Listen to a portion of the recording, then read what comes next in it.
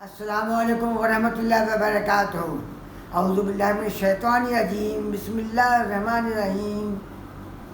آج سے کئی سال قبل جب میں نے قرآن اور صحیح احادیث اور میڈیکل سائنس پر ریسرچ کرنے کے بعد میں اس نتیجے پر پہنچا کہ جن زدگی کچھ نہیں ہوتی اور جن کسی کو نہیں پکڑتا، جن کسی کو بیمار نہیں کرتا، یہ سب باتیں قرآن صحیح حدیث اور میڈیکل سائنس سے ثابت نہیں۔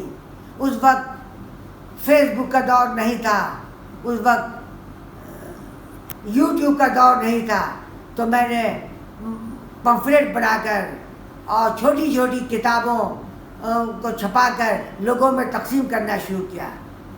لوگوں کو ایک پہلی دفعہ ایک عجیب بات ان کے سامنے آئی۔ صدیوں سے چلا آ رہا تھا، جن پکڑ لیتا ہے، جن سوار ہو جاتا ہے، جن چمٹ جاتا ہے، جن بیمار کر دیتا ہے، تو اور لوگوں کو پریشان کرتا ہے۔ جب میں نے یہ سب باتوں کو کہنا شروع کیا تو لوگ بہت حیران ہوئے۔ اس وقت ہمارے شہر میں ایک صاحب تھے جو دوسرے شہر سے آ کے انہوں نے ایک بڑے پیسے والے سے مل کر، بڑے کارخانےدار سے مل کر ان کی ایک جگہ حاصل کر لی اور وہاں انہوں نے جن چھڑانے کا زور و شور سے کام شروع کیا۔ اسی وقت میری کتابیں آ گئیں، لوگوں کو آ گئی، لوگ عجیب پریشانی میں تھے، وہ کیا بات صحیح ہے۔ تو بات یہ ہوئی کہ لوگ ہم سے سوال کرنے لگے۔ میں کسی سے مناظرہ نہیں کرتا تھا، میں ان کو کہہ رہا آپ میری کتابیں پڑھیں، میرے پمفلیٹس پڑھیں اور اس پہ غور خوض کریں۔ اگر آپ کو میری بات سمجھ میں آئے تو ٹھیک بات ہے، اگر نہیں سمجھ میں آتی ہے تو کوئی بات نہیں۔ اسی وقت مجھے ایک قبرستان میں جانا پڑا، ایک جنازے میں شرکت کے لیے میں قبرستان گیا۔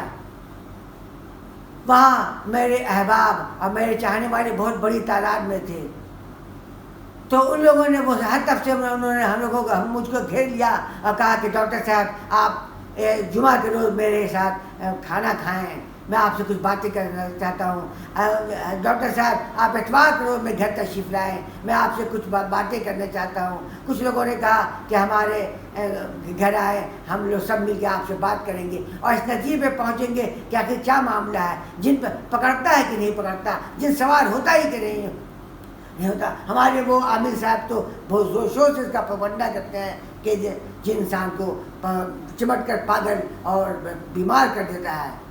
تو میں نے کہا میں اسے نہیں پڑھتا، بحث مباحثہ میں نہیں کرتا، میں کسی کے گھر نہیں جاؤں گا، میں مناظرہ نہیں کرتا، میں میری کتابیں آپ جتنی چاہیں مجھ سے لے لیں، پمفلیٹ لے لیں اور پڑھیں۔ تو ان لوگوں نے کہا کہ ٹھیک ہے، وہ عامر صاحب بھی آئے ہوئے ہیں جنازے میں شرکت کے لیے، تدفین کے لیے، وہ عامر صاحب بھی آئے ہوئے ہیں اور بڑی تعداد لوگوں کی تھی، کیونکہ وہ جنازہ ایک پیسے والے آدمی کے گھر کا فرض تھا، اس لیے عامر صاحب بھی تشریف لائے اور بہت سارے لوگ آئے ہوئے تھے۔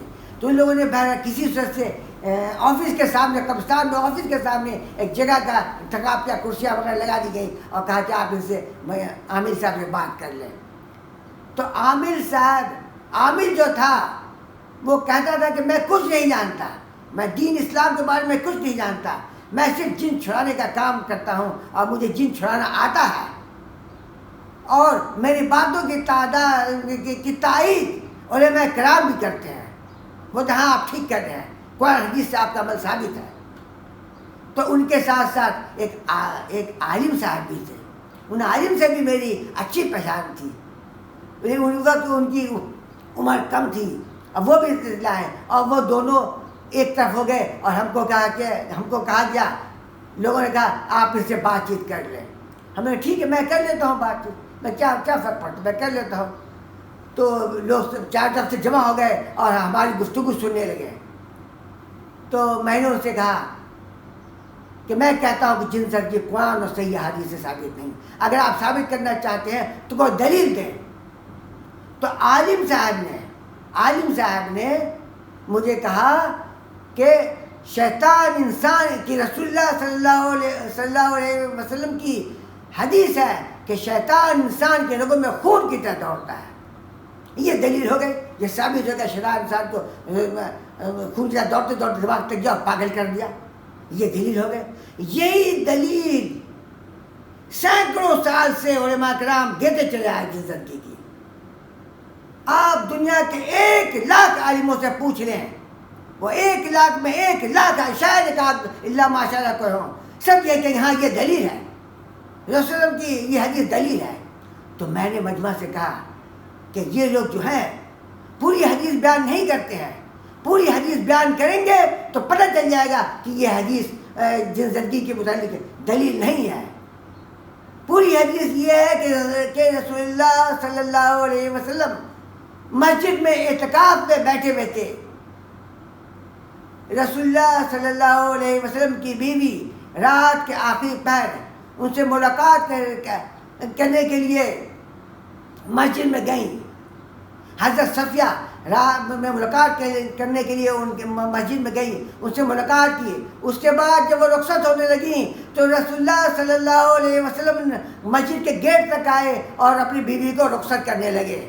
اتنے میں دور سے 2 انصاری صحابہ کرام نے دیکھا کہ رسول اللہ صلی اللہ علیہ وسلم اتنی رات گئے ایک عورت سے بات کر رہے ہیں. وہ لوگ چاہے کہ کٹ کے نکل جائے, رسول اللہ صلی اللہ علیہ وسلم سے ہمارا آمنا سامنا نہ ہو, لیکن رسول اللہ صلی اللہ علیہ وسلم نے ان لوگوں کو دیکھ لیا اور کہا ادھر آؤ ادھر آؤ.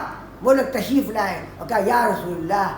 رسول اللہ صلی اللہ علیہ وسلم نے کہا جانتے ہو یہ کوئی غیر, اور اپنی بیوی کی طرف اشارہ حضرت صفیہ رضی اللہ تعالیٰ عنہ کی طرف اشارہ کرتے ہوئے کہا جانتے ہو یہ کوئی غیر عورت نہیں بلکہ میری بیوی صفیہ بنت حی ہے. مجھے ڈر ہوا کہ شیطان تمہیں بدگمان نہ کر دے اور تمہارے دل میں کوئی غلط بات نہ آ جائے کہ شیطان انسان کے رگوں میں خون کی طرح دوڑتا ہے. رسول اللہ صلی اللہ علیہ وسلم کا قیامت تک آنے والے مسلمانوں کو یہ بتا دینا تھا اس حدیث کے ذریعہ کہ خبردار کسی کے خلاف کوئی بدگمان نہ ہو. ایک مسلمان دوسرے مسلمان کے متعلق کوئی غلط بات نہ سوچے, کوئی غلط بات کے ذہن میں نہیں آئے, کسی کے خلاف بدگمان نہ ہو. یہ مقصد تھا. لیکن آج کے علماء بلکہ سینکڑوں سال سے علماء اس بات کو کہتے ہیں شیطان سے ڈر کے رہو. میں نے کہا کہ یہ مقصد تھا کہ شیطان سے ڈر کے رہو کہ نہیں جانے کب تمہیں وہ پاگل کر دے اور تم کپڑے پھاڑ کر لوگوں کو گالیاں دینے لگو, سڑکوں پہ دوڑنے لگو, لوگوں کو پتھر مارنے لگے. اس لیے تم شیطان سے ڈر کے رہو. بلکہ رسول اللہ صلی اللہ علیہ وسلم کا مقصد قیامت تک آنے والے مسلمانوں کو بتانا تھا کہ ایک مسلمان دوسرے مسلمان سے بدگمان نہ ہو. رسول اللہ صلی اللہ علیہ وسلم کا کیا مقصد تھا, آج لوگوں نے کیا مقصد بیان کر دیا اپنے باطل عقیدہ کو جن زندگی کو ثابت کرنے کے لیے. انہوں نے کیا بنا دیا. تو اس کے جب یہ اتنا میں نے جتنا بات کہا تو وہ عامل اور عالم دونوں نے کہا ہاں ٹھیک ہے ہم لوگ پھر بات کر لیں گے اور یہ جگہ مناسب نہیں ہے کہ قبرستان میں ہم لوگ یہ سب کی بات چیت کریں, ارے پھر ہم لوگ کبھی بات کریں. اور دونوں نے راہ فرار اختیار کر لی, دونوں بھاگ کھڑے ہوئے. ان کے شکست ہو گئی, وہ بھاگ کھڑے ہوئے. اس کے بعد کچھ دن تک وہ عامل رہا, لوگوں کو بیوقوف بناتا رہا, دماغی اور نفسیات کے مریضوں کو جھاڑ پھونک کرتا رہا اور لوگوں کو کا علاج معالجہ کرتا رہا. لیکن پھر میری بات سننے کے بعد لوگوں نے اسے کراس کوشچن کرنا شروع کیا. تو وہ عامل اتنا پریشان ہوا کہ وہ بھاگ کھڑا ہوا. اس نے شہر کو چھوڑ دیا اور جو شہر سے آیا تھا وہی اسی شہر میں واپس چلا گیا. عالم صاحب کی میں بہت عزت کرتا ہوں, ہمارے ابھی وہ اچھے دوستوں میں سے ہیں. اس سلسلے میں وہ ہم سے کوئی بات نہیں کرتے ہیں اور اچھا ان کے پاس علم ہے.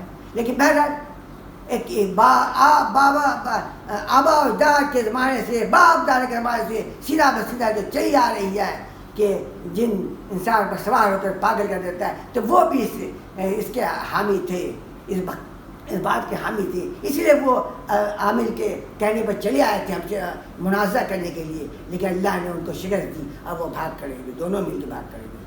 ہم سے ملاقات ہوتی ہے, ان سے اس ٹاپک پہ بات نہیں ہوتی ہے, دوسرے بہت سارے موضوعات ہیں ان سے بات ہوتی ہے. میں ان کی عزت بہت کرتا ہوں. قرآن اور صحیح حدیث سے جن سب کی ثابت نہیں. ہمیں چاہیے کہ ان سب چیزوں سے باز آئیں, ان سب چیزوں سے بچ جائیں. اور میں آپ لوگوں سے مخاطب ہو کر کہتا ہوں, آپ لوگ میری بات کو پھیلائیں.